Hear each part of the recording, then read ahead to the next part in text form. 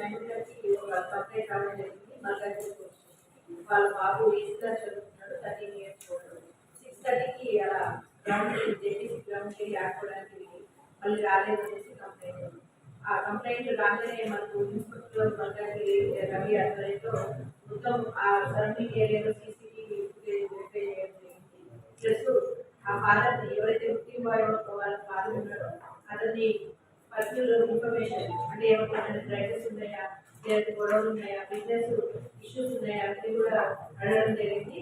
పర్సనల్గా అంటే చుట్టాలు కొన్ని ఇష్యూస్ ఉండడం వల్ల వాళ్ళ మీద డౌట్ వచ్చేసి ఒక 2 teams ఇమీడియట్గా మనము ప్రకాశం జిల్లాకి ఒక టీము, శ్రీశైలం దగ్గరికి ఒక టీం పంపించడం జరిగింది. సో ఆ 15th రోజు నైట్ వరకు మనకు ఎలాంటి కమ్యూనికేషన్ రాలేదు. మాకు ఒక డౌట్ కూడా వచ్చింది పోలీస్కి, ఆ జేటీసీ గ్రౌండ్ పక్కన ఆఫీసర్ దగ్గర ఎక్కడైనా ఆడుకొని మిస్ అయినా ఏదైనా గుంతలో పడిపోయిందా అనేసి ఒక టీంని పెట్టి అక్కడ కూడా వెరిఫై చేయడం జరిగింది. అయితే అక్కడ ఎలాంటి డౌట్ అంటే ఏమీ కనిపించలేదు, ఎలాంటి ప్రూఫ్ లేదు. మనకు నెక్స్ట్ డే వాట్సాప్లో ఒక కాల్ వచ్చింది. ఒక కాల్ దాంట్లో ఏంటంటే మీరు కేసు విత్డ్రా చేసుకోండి, లేదంటే బాబుని సేఫ్గా రాడు ఇంటికి అనేది ఆ కాలిక సార్ వచ్చింది. దాన్ని బేస్ చేసుకుని మేము టెక్నికల్ ఎవిడెన్స్, హ్యూమన్ ఇంటెలిజెన్స్ అంటే రకరకాల కోణాల్లో కూడా ఎవిడెన్స్ గ్యాదర్ చేయడం జరిగింది. నిన్న మధ్యాహ్నం 1:20 గంటల వాళ్ళు ఏదైతే బాబు తీసుకెళ్ళిపోయారు వాళ్ళు వాట్సాప్ చాట్ చేయడం జరిగింది. దాంట్లో ఎంతసేపు మాకు అమౌంట్ కావాలి, మీ బాబుని ఏం చేయము కానీ పోలీస్ కేసు విత్డ్రా చేసుకోండి అనేసి చెప్పడం జరిగింది. దానికి సంబంధించి ఒకటి విత్డ్రా చేసుకున్నట్టు కూడా వాళ్ళకి వాట్సాప్లో ఒక లెటర్ పంపించడం జరిగింది.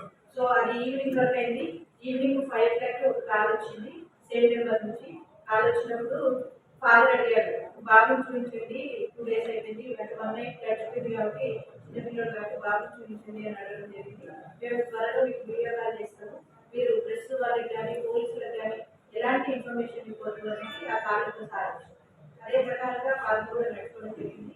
ఇవన్నీ తర్వాత ఆ ఫోను మనకు వాట్సాప్లో అంటే ఆన్లైన్లో కనిపించడం మానేస్తుంది. ఇక్కడ నుంచి కాల్ వచ్చిందో మేము నిన్న నైట్ కూడా టెక్నికల్ ఎవిడెన్స్ పోలీస్ డిపార్ట్మెంట్ దగ్గర ఉన్న టెక్నాలజీ అంతా యూజ్ చేసి మనకు మార్నింగ్కి కొన్ని నెంబర్స్ డౌట్ఫుల్ నెంబర్స్ అనేవి కూడా రావడం జరిగింది. అవన్నీ కూడా మనకు ఈ ఎవరైతే విక్టిమ్ బాయ్ వాళ్ళ ఫాదర్ వాళ్ళ నైబర్స్ పక్కన కాకుండా ఇంకొక పక్కన ఆ పక్కన ఇంట్లో ఉన్న ఒక ఇద్దరిని రిలీజ్ చేయడం జరిగింది. ఆ డీటెయిల్స్ ఇప్పుడు మనకు సిటీ ఈజీగా రాకపోవచ్చు. చెక్ పోస్ట్ కాకుండా మనకి service roads n number of roads ఉంది. So there may be a chance ఈజీగా ఎస్కేప్ అవ్వడానికి. మనకు ముందే ఇన్ఫర్మేషన్ పలానా కారు అట్లాంటిది ఏమీ లేదు. మనకు నిన్న వచ్చింది, అది నిన్న నైట్ కొంచెం కారు అనేది మనకు నిన్న వచ్చింది. కారు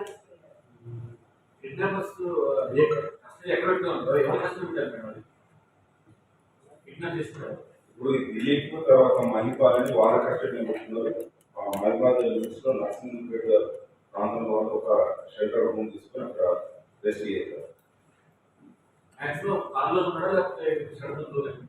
నైట్ షెల్టర్ తర్వాత మళ్ళీ ఏడేం కాదు రవి, సుంకేశ్వర రవి మరియు శివ